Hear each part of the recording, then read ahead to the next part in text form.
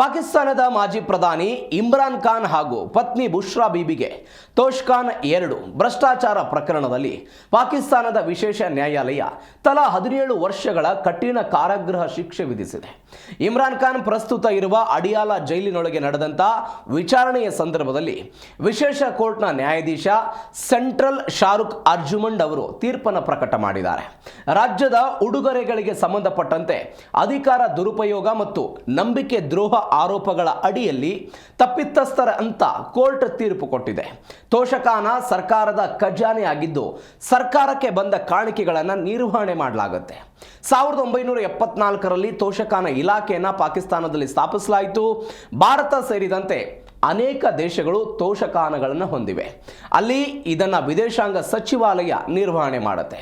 ಉಡುಗೊರೆಗಳನ್ನು ದೇಶದ ಆಸ್ತಿ ಅಂತ ಭಾವಿಸಲಾಗುತ್ತೆ.